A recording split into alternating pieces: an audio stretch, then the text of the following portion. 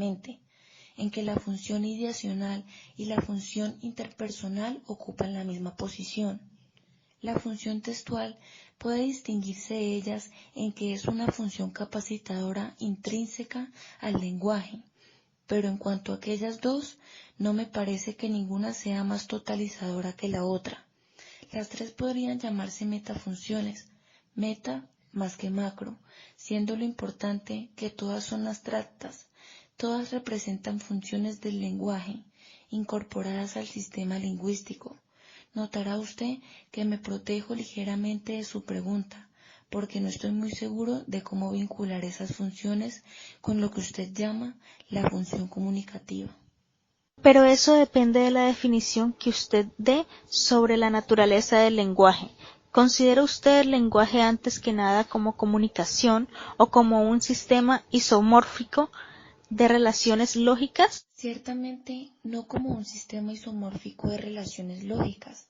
Supongo que lo veo entonces como comunicación, aunque más bien diría que considero el lenguaje como un potencial de significado. Es una forma de semiótica humana, a decir verdad, la forma más importante de semiótica humana, y como tal yo quiero caracterizarlo en términos del papel que desempeña en la vida del hombre social. O lo que es lo mismo, en términos más abstractos, considero el sistema lingüístico como un componente, uno esencial del sistema social. Me parece necesario decir que el hablante y el oyente poseen cierto conocimiento de las funciones del lenguaje. ¿Podría usted especificárnoslo? Creo que queda ciertamente explícito en lo que digo, pero yo no recurriría a esa información. ¿Por qué? Porque introduce un nivel de discurso que resulta innecesario en este contexto. Ciertamente es verdad que para que un hablante y un oyente obren entre sí lingüísticamente deben poseer ese conocimiento, pero solo sabemos que poseen dicho conocimiento porque los vemos obrar entre sí. Si por consiguiente es posible describir la interacción en la forma que he mencionado con anterioridad, esto es como realización de un sistema de potenciales, entonces se hace innecesario introducir otro nivel, el nivel del conocimiento. Esto no sería válido. Por ejemplo, respecto de la obra de Land, menciono a Land porque lo que él hace resulta enteramente compatible con lo que yo hago. Tenemos premisas muy parecidas acerca del lenguaje, pero diferimos precisamente en que él considera primordialmente el lenguaje desde el punto de vista intraorganismos y yo de la otra manera. Desde luego, para Land todo consiste en descubrir qué es lo que el hablante tiene en mente.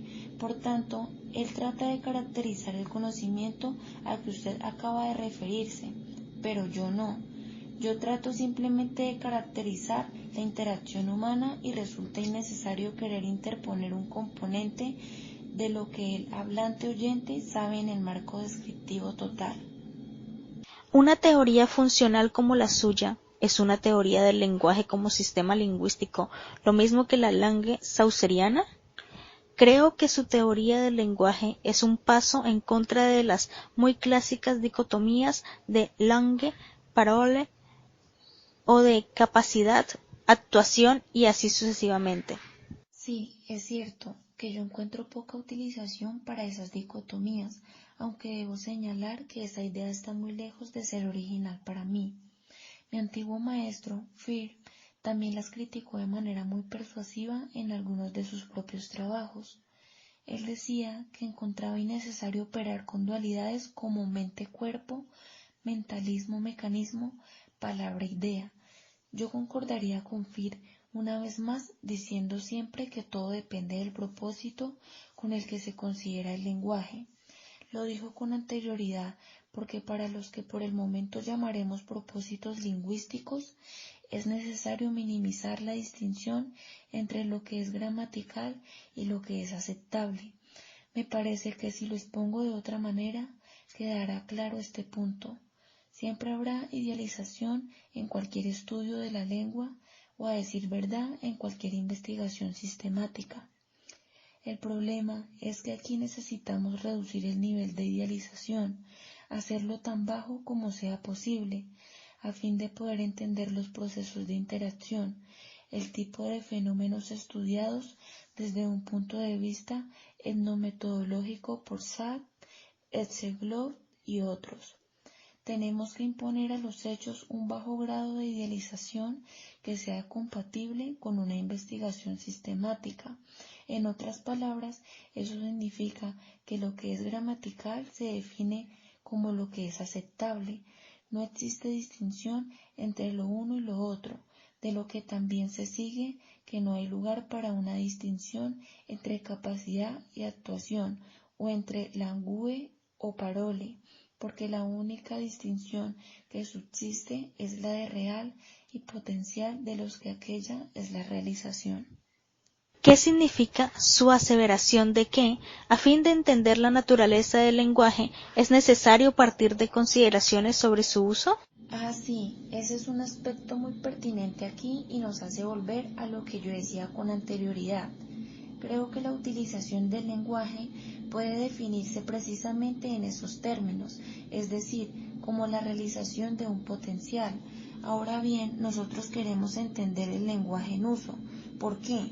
En parte con el fin de abordar la cuestión del modo en que el lenguaje cotidiano ordinario transmite los modelos esenciales de la cultura, sistemas de conocimiento, sistemas de valores, estructura social y muchos otros. ¿Cómo tratamos de entender el lenguaje en uso? Considerando lo que el hablante dijo contra el antecedente de lo que podría haber dicho pero que no dijo, como lo real en el entorno de lo potencial. Por tanto, el entorno se define paradigmáticamente. Utilizar el lenguaje significa optar en el entorno de otras opciones. Daré entonces el paso siguiente y diré que, cuando investigamos la naturaleza del sistema lingüístico, considerando el modo en que esas elecciones que hace el hablante se vinculan entre sí dentro del sistema, encontramos que esa estructura interna está a su vez determinada por las funciones para las cuales se utiliza el lenguaje, consiguientemente por los componentes funcionales de que hablábamos. Entonces tenemos que dar un paso más y preguntar por qué el sistema lingüístico ha evolucionado de esa manera, dado que, como hemos visto, los componentes funcionales abstractos, aunque vinculados a la serie de usos concretos del lenguaje que encontramos realmente en situaciones reales, son distintos de ella. Eso se puede abordar mejor mediante estudios del desarrollo del lenguaje, mediante el estudio del modo en que el niño aprende el sistema lingüístico. Cuando lo consideramos desde un punto de vista funcional, creo que encontramos una especie de respuesta a la pregunta sobre por qué el sistema lingüístico evolucionó en contextos de uso. ¿No es el estudio de la adquisición del lenguaje en el niño una especie de lingüística diacrónica? Sí, en cierto sentido, creo que lo es, aunque me parece que hemos de ser cautelosos en ese punto. Yo me he interesado por el desarrollo del lenguaje en el niño desde un punto de vista funcional y creo que así se adquieren muchísimos conocimientos sobre la naturaleza del sistema lingüístico y sobre el modo en que puede haber evolucionado, pero creo que se debe ser precavido y decir simplemente cómo puede haber evolucionado. No podemos dar por sentado que la ontogenia refleja la filogenia. Todo lo que podemos decir es que cuando estudiamos el modo en que un niño aprende el sistema lingüístico desde el punto de vista funcional, obtenemos una imagen que podría ser una imagen del modo en que ha evolucionado el lenguaje humano. Hay algo muy interesante que sucede, o que al menos sucedió en el caso del niño que yo estaba estudiando, es que primeramente se le ve en la creación de su propio lenguaje, de acuerdo con lo que presumiblemente es un modelo filogenético. Luego se produce una discontinuidad sumamente repentina, al menos una discontinuidad en la expresión y lo que es más importante, en la naturaleza del propio sistema. Cuando el niño, por decirlo así, se encoge de hombros y dice, mira, es demasiado trabajo volver a crear todo el lenguaje humano desde el principio, ¿por qué no habría de decidirme por el lenguaje ya hecho que oigo a mi alrededor y entonces pasa al sistema del adulto. Un modo de estudiar lingüística podría ser observando cómo aprende la gente a significar learning how to mean. Es exactamente el título de uno de sus trabajos. Es un estudio del lenguaje del niño y del desarrollo y la adquisición del lenguaje, temas que están muy de moda en nuestros días. ¿Podría usted decirme lo que ese estudio sobre el aprendizaje de cómo significar tiene que ofrecer a la lingüística general? Una vez más considero eso desde una perspectiva funcional. En los últimos 10 o 15 años se ha estudiado mucho el desarrollo del lenguaje, pero sobre todo la adquisición de la sintaxis considerada desde un punto de vista psicolingüístico, que es complementario, una vez más, de una perspectiva sociosemántica. Para mí, al parecer, hay aquí dos aspectos que deben subrayarse. Uno, ¿cuál es la ontogénesis del sistema en la etapa inicial, antes de que el niño adopte la lengua materna? El otro es, ¿cuáles son las estrategias mediante las cuales un niño pasa a la lengua materna y deviene lingüísticamente adulto? En este punto, yo solo señalaría dos cosas. Creo que estudiando el lenguaje del niño se obtiene un conocimiento muy bueno de la función y del uso, que como he dicho son sinónimos para el niño muy pequeño. Podemos postular un número muy reducido de usos o de funciones, para los que el niño crea primeramente un sistema semiótico. Yo lo he probado en relación con un sujeto y puede verse que el niño crea un potencial de significado con sus propios recursos vocales, en el que los significados se vinculan de manera muy específica con cierta serie de funciones a las que suponemos generales para todas las culturas. Por ejemplo, el niño aprende que el lenguaje puede utilizarse con una función reguladora para lograr que la gente haga lo que él quiere, y dentro de esa función aprende a expresar un pequeño número de significados, construyendo un sistema de pares de contenido-expresión, donde la expresión se deriva exclusivamente de sus propios recursos. El niño crea un lenguaje en términos funcionales, luego, en un momento dado, renuncia a este camino. En el caso que yo estudié, el niño abandonó el proceso de creación de un lenguaje en la etapa en que ya tenía un potencial de alrededor de 4 o 5 funciones, con un total de 50 significados, más o menos 50 elementos en el sistema. De cualquier manera, esa etapa se presenta cuando conmuta y empieza a adoptar el sistema adulto. Así es que hay una discontinuidad en la expresión, pero no hay discontinuidad en el contenido, porque, para empezar, proyecta las expresiones del sistema adulto en su propio marco funcional. A mí me parece que lo hace mediante una separación gradual de las dos nociones de función y uso. Por una parte, los usos originales del lenguaje se dilatan a medida que él utiliza el lenguaje de maneras nuevas y diferentes, pero al mismo tiempo incorpora ese marco funcional en el propio sistema lingüístico. He tratado de escribir cómo lo hace.